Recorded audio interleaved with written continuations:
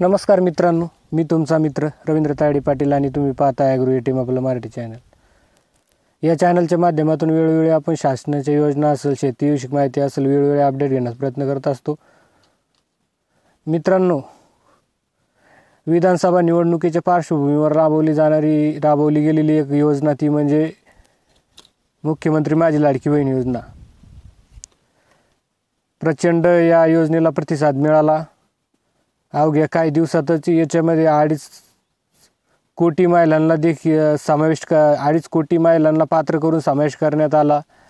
निवडणुका झाल्यानंतर बऱ्याच साऱ्या महिलांना याच्यामध्ये अपात्र करण्यात आलं आणि शेवटचा स्टेज जी होती, जे सरकारच्या माध्यमातून आश्वासन देण्यात आलं होतं की आमचं सरकार आल्याच्या नंतर 1500 ऐवजी आम्ही 21 रुपये महिना हे महिलांना देऊ, परंतु तशा कुठल्याही हालचाली आता सध्या दिसत नाही आहे।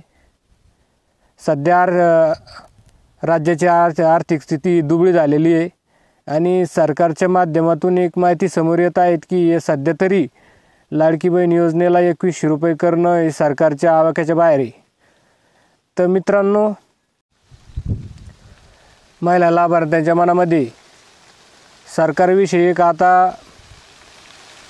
क्रोध यायला सुरुवात झालेला आहे, कारण की महिला लाभार्थ्यांना अपेक्षा होती की सरकार आल्यानंतर आता जरी सरकार 1500 रुपये देत असलं तरी सरकार आल्यानंतर आम्हाला 21 रुपये हप्ता मिळेल, अशा अपेक्षाने महिलांनी मतदान देखील केलेलं आहे।